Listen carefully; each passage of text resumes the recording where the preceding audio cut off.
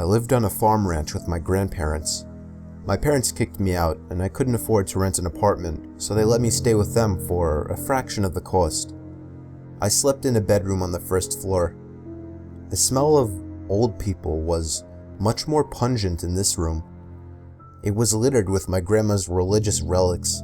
I had to deal with a giant painting of Jesus staring at me while I slept.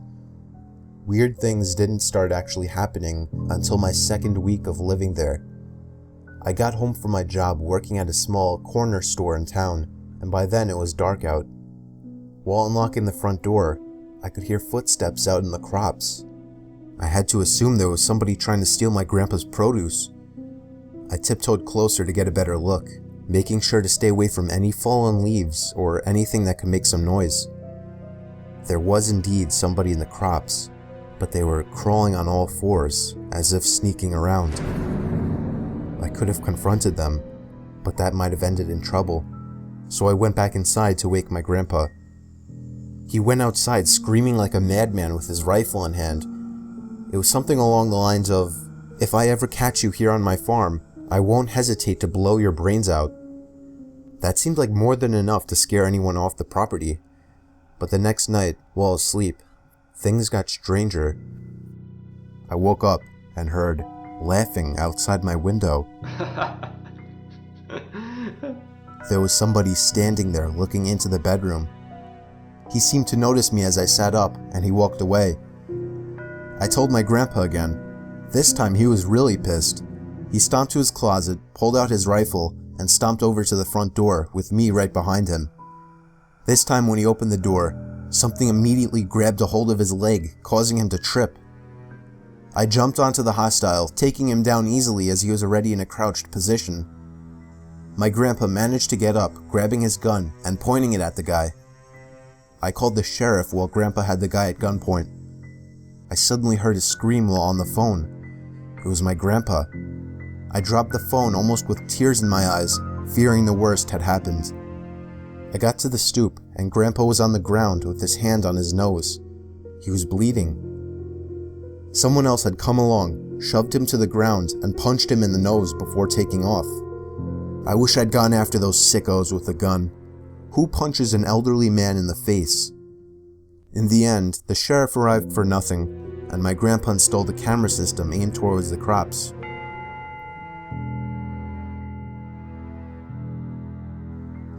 Last month I got home late one night after hanging out with my sister, brother-in-law, and a few of their friends. I walked up to the stoop and saw my mom left a note on the door telling me to take out the garbage cans to the front. I made a point of being really quiet since mostly everyone was asleep by that time. When I got to the side of our house by the garbage cans, I could hear voices coming from our backyard. I took a peek over the top of the fence. There were two people standing by our patio table. I was freaked out, you could understand why. I had to run inside to tell my mom. My dad doesn't live with us, otherwise I would have gotten him. We only made it out her bedroom door when we noticed the two people from the backyard coming up the steps. I shoved my mom to the window, basically forcing her to jump out onto the tiny ledge below. I somehow got her to do so, and while hopping out myself, the two intruders entered the room. I only caught the briefest glimpse at them before hopping down to the ledge myself and then down to the grass. Me and my mom booked it to the neighbor's house. 2 weeks later, when we had just started to move past the incident, the sound of the phone ringing at 3 a.m. woke me. It kept ringing non-stop. It didn't go to voicemail. My mom got up after like the 10th ring. We looked at each other and let it be. The phone rang for another good 10 minutes straight until my mom finally yanked the phone cord out of the modem. We slept with it off that night. I was sure it had something to do with the break-in. Two weird things like that don't happen so close together without them being linked somehow. The next day, my mom got a text message on her phone. It said, "Why didn't you pick up?" This was only a week ago, and we're still shitting ourselves, worrying when the next incident might happen.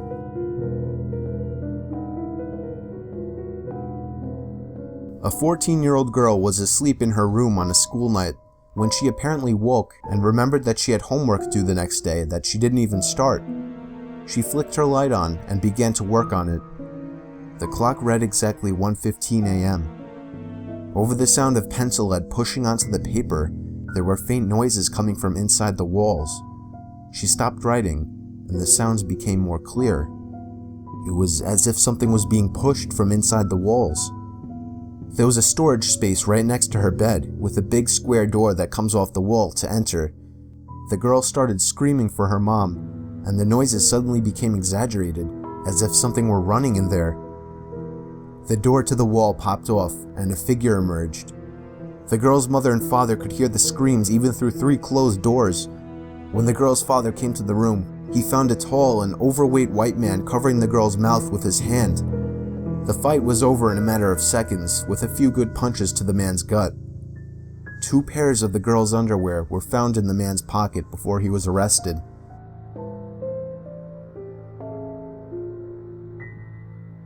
Me and my wife were spending the night together in Cedar Beach. Unfortunately, the place closes at 9:30, and the place was miles from basically anywhere. So we were pretty much stuck with nothing to do at the beach at 9:30 at night. So we just took a walk through the wet sand until 10. For the first half of the walk, we didn't see a single person on the whole beach. Then we turned around to head back. About 20 feet into us walking back in the direction we came, we both picked up on something. There were more than 2 pairs of footprints in the sand. Ours were more washed away by then, but there were 2 other sets of footprints that weren't there before. These a little more recent. They seemed to set off up away from the wet sand where there would be no more footprints.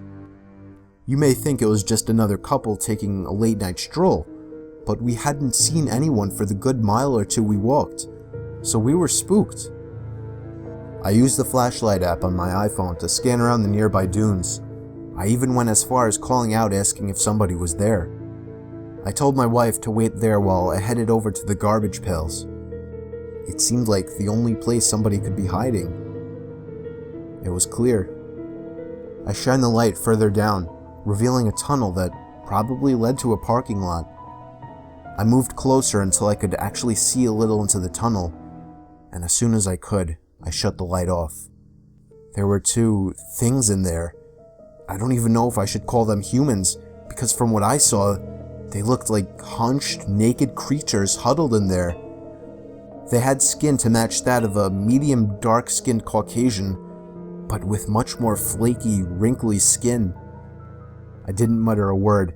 I just stomped through the sand to my wife, pulling her with me as we ran back in the direction of the car. We made it back to the car in about 5 minutes, completely out of breath. We got in the car, and I finally explained what I saw to my wife. She looked at me like I was crazy, and she still does. But can you blame her? I'm sure you're not even taking this seriously. I reported my sighting to the proper authorities the following day, and have been coming back to the beach at night once a week to try and find the creatures once more.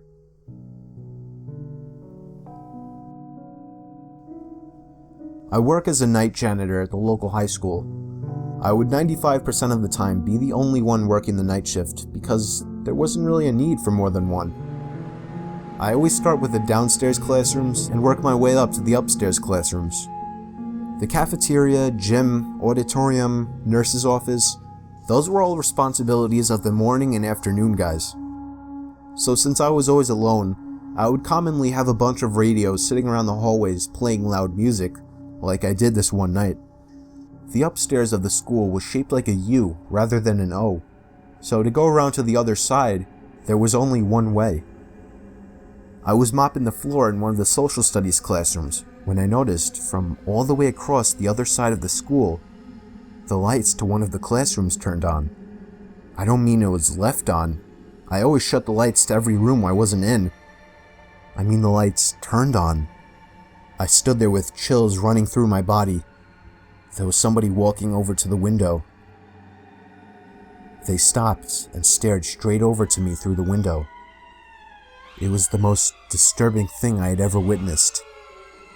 I didn't know what to do. Confront them? Run away? Call the police? I got closer to the window. It was somebody who looked like they were in their 30s or 40s. He had black hair, and I could see a lot of facial hair. He raised his hand and began slowly waving at me. I pulled the blinds to the room shut and tried to catch my breath. Tried to sort out my options. When I lifted the blinds back up, the light from the room across the school was off. My heart went back into panic mode. He was surely on his way over to this classroom. Right then, the option to run seemed best, and so I did. I ran down the stairs and out the back door of the school, not giving a second damn about anything but me and my life. Security cameras revealed that sometime in the night, the man emerged from the basement of the school and began wandering around. Getting a closer look at his face, I could see just how disturbed it made me feel. He was not a pleasant-looking man. The creepiest thing, though, was the camera revealed him going back down into the basement and never coming out. He was never found down there, though, which makes me question if there's some hidden rooms or exits down there. Lately, doing this job has never been more terrifying.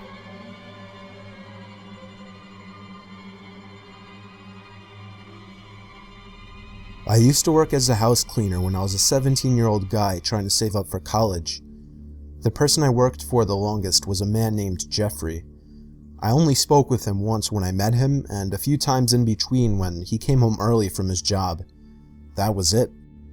I couldn't tell you if he seemed normal or not. He had a very serious rule, though, not to go into his basement. He even left a big sign on the door. The curiosity ate away at me, but I did my best not to sneak any peeks. So one day, while I was dusting the furniture in his room, I just got a little snoopy and started going through his drawers. Don't ask me why.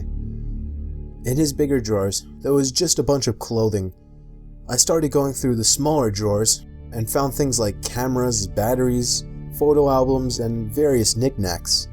Same thing in the middle drawer, but in the bottom one, I found a small wooden box sitting perfectly in the corner. It needed a key to open it, but I had actually taken notice to a small key that had been hanging on his keyring in the kitchen. It looked like it could fit in this lock. When I tried it, surely enough, the key twisted in the socket and opened the lock. What I found was disturbing. There was a pile of black and white photos. The first ones were just pictures of the house, but then eventually, I was in every single photo, in every single room of the house, including the bathroom. The most disturbing picture was a colored one that stood out from the rest. It was taken from outside one of the windows, aimed to me when I was in the kitchen. I put the pictures back in the box, except for a select few to use as possible evidence for something that I feared might happen. I locked it back up and put it in the drawer. I left everything else in the bedroom as is.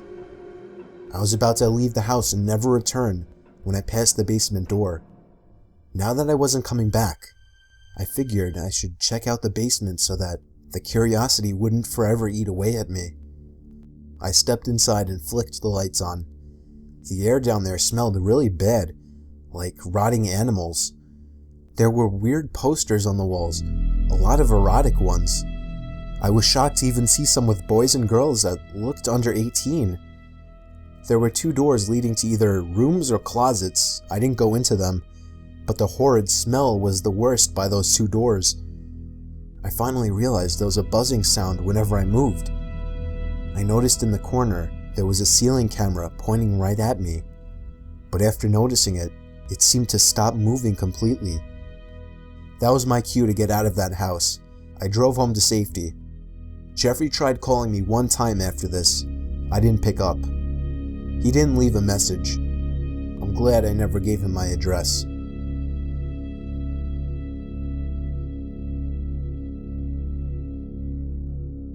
I was getting off from work at Stop and Shop after doing the midnight shift. When me and the only other guy working at the time went to our cars, a black pickup truck pulled up next to us. There was a man and woman inside. They looked like dirty hillbilly rednecks. The guy had a mustache and a beard, with a cap on and a cigarette hanging out of his mouth. The woman had dirty-looking hair. Then again, her whole face looked dirty. When they stopped in front of us, blocking our path, The guy sitting inside asked us if we have any spare change for gas. My coworker dug through his pockets and dropped 2 quarters in the man's hand. I handed him $1 in hopes that he would just drive off. The guy looked at the money in his hand, then looked back at us. "I'm gonna need more than that," he said. We apologized and told him that that's all we had. "Bullshit," he said. I could see my coworker was getting just as nervous as I was. The woman in the passenger seat had a devilish-looking smile on her face. I walked around their car and speed-walked to my car, as did my coworker. I could see the man was spinning his pickup truck around. I turned the car on and immediately put it in drive and sped out of the parking lot. They seemed to be following me at first, but I eventually lost them. I pulled into a gas station and texted my coworker to make sure he was alright. He texted back saying he was fine. I wish it ended there, but a pair of headlights entered the gas station. It was the pickup truck. I got back in my car. He tried to block me by pulling up in front of me. The woman in the car pulled a gun and started to lower the window. I yanked it in reverse right out of the parking lot. My back window cracked as it was hit by a bullet. I somehow managed to lose them once more and make it home alive. I found 2 more bullet marks on my car. It's so scary to think how close I was to dying. And for what? Unfortunately, there are so many messed up people in this world.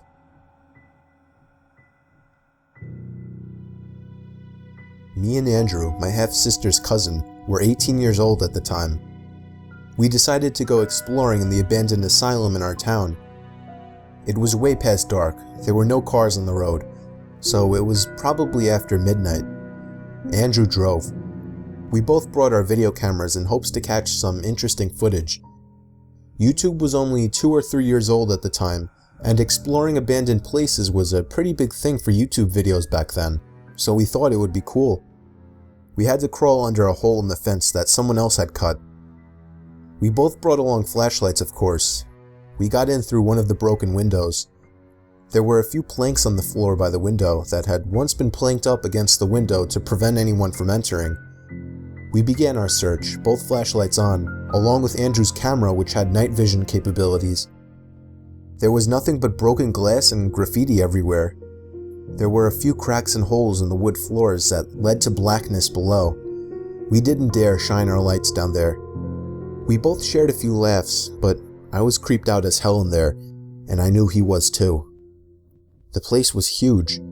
We ended up in a small room with a dental chair and other equipment. It was strangely unsettling. The most unsettling room upstairs, however, was the bathroom. When we were in there, we heard a constant dripping sound coming from one of the stalls. When we tried to open it, it was locked. The opening at the bottom was far too small to crawl through, so we just left that room in a hurry, very creeped out. Behind one door, we found a stairway leading upstairs or downstairs. We wanted the video to be as scary as possible, so of course, like 2 teenage guys would, we went downstairs. There was a new set of hallways, much more creepy now that we were underground. There was a bulletin board on the wall with a bunch of old photos and news articles on it. Me and Andrew were checking that out when a metallic thud came from down the hall. We shined our lights over in that direction, just in time to see what we were sure was a forehead moving from the hallway into one of the rooms. Andrew started screaming as we ran back in the direction we came. Now, I would have just thought it was a homeless person or something, but as we were stomping up the stairs, a single flight below us, we could hear steps following us. At this point, I was screaming too. The feeling of being in the back was horrifying. I felt that at any moment, I would be grabbed from behind and dragged down the stairs. But we made it back to the main hall, and down to the window that we entered from. We made it outside, and could hear through the window the door to the stairway opening from down the hall. We got to Andrew's car as fast as we could, and drove off, never looking back.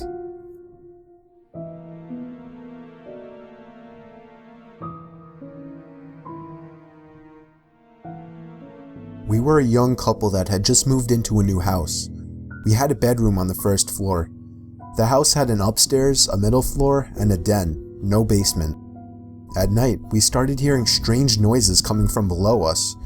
I checked under the bed, nothing was there. The sound seemed to be coming from beneath the floor, but the house didn't have a basement, so it didn't make sense. We started to notice things were different in the morning, like certain doors were opened that we were sure had been shut the previous night. My wife's closet door always seemed to be open. We made sure to shut all the windows one night just to make sure it wasn't some kind of draft. The doors were all open the next morning. We had decided that it had gone far enough. The next night, we both stayed up, listening and waiting. The noises coming from below were louder than ever. Sounds like things being pushed around, moaning. I headed down to the den and put my ear against the wall, listening for where the sound may be coming from. It was coming from inside the wall I was up against, but a little lower down, below the den. I went back to my wife. I told her we had to stay up for as long as possible and see what happens. We stayed up until around 2. My wife started to drift off, and I guess I had shortly after. I woke to my wife shaking me, silently crying to herself. She pointed at her closet, which had been opened. There was some kind of hidden door propped open in her closet. It led down into the floor. I hopped out of bed and shined a light down there. It was a ladder, leading far down to some hidden room. I had my wife lock the door and call the police while I took my machete with me down into the secret room. When I got to the bottom, I found a light switch. The room had a table and chair, a small cot in the corner, and a bunch of toys scattered across the room. A scream came from upstairs. It was my wife. Somebody was trying to break down the door. I climbed up the ladder the best I could while holding the machete. By the time I got up there, they had already kicked in part of the door. They stuck their head through a hole in the door and looked at me. He was a dirty-looking man. I saw craze in his red eyes. He must have seen my machete because he ran straight out the front door. I don't know what the room is for, maybe some kind of old bomb shelter or something. But I don't know who the hell that man was, how the hell he got down there, and how long he's been down there.